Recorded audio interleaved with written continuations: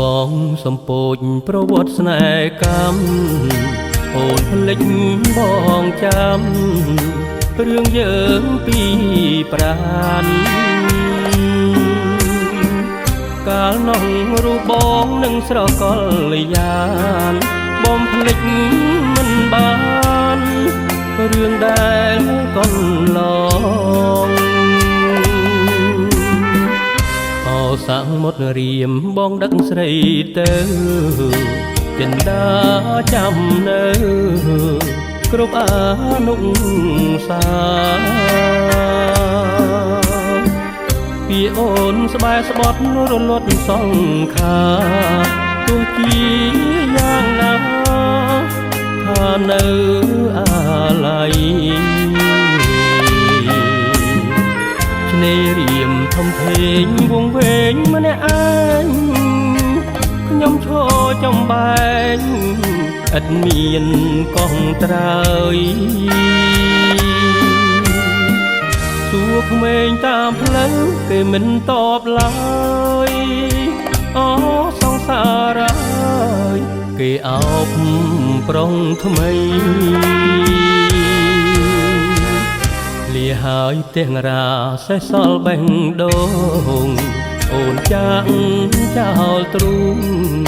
ធ្លាប់កើយភក្តីលឺរថភ្លើងចកណ្ដាលរាត្រីមិនស្រណងប្តីជាអ្នកស្ម័គ្រស្មោះ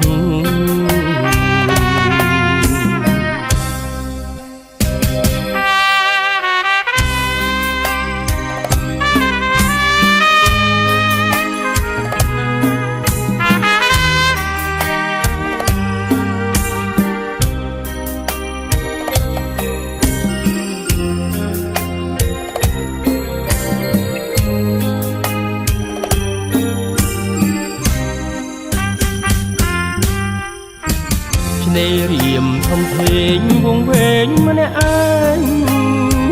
ខ្ញុំឈរចំបែងឥតមាន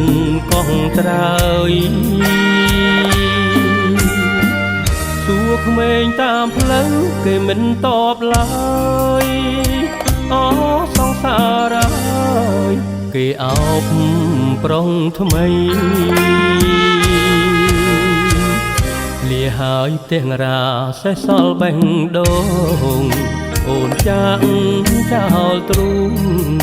ធ្លាប់កើយភក្តី